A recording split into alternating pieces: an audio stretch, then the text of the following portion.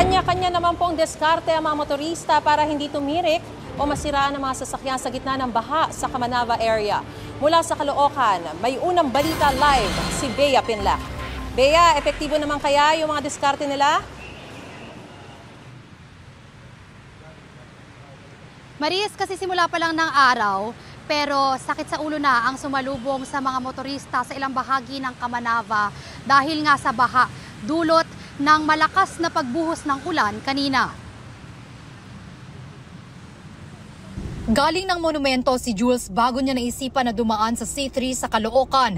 Nagbaka sakali raw siya na makakaiwas sa traffic at baha, pero ang ending... Ito nga, nabungaran namin mas mataas pala yung baha.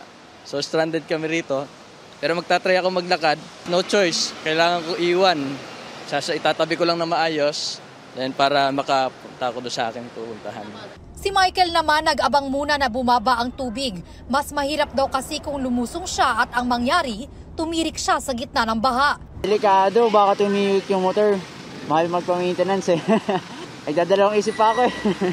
Bali, siguro susugurin ko ito kasi may pasok pa ako ng alas 4 eh. Anong oras na eh. Sa MacArthur Highway naman, hindi rin nakaligtas ang ilang motorista sa baha. Kaya nagpalipas muna sila ng oras, umaasang huhupa ito at makakatuloy sila sa kani-kanilang biyahe. Alanganin pa po eh. Malalim pa eh. Baka masiraan lang eh. Sobrang taas ang tubig kasi ma'am eh. Tsaka mahirap na masiraan. Tsaka di rin ako makabalik sa work. Hintay muna para sakaling mas okay mamaya.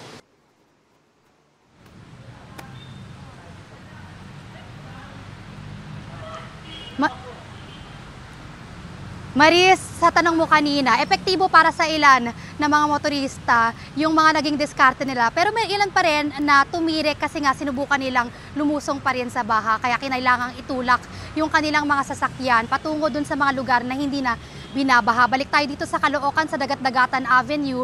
Wala ng ulan, medyo malakas pa rin ang hangin pero hindi pa tuluyang sumisilip ang araw. Ang baha naman, bagaman perwisyo pa rin para sa ilan, ay unti-unti nang humuhupa.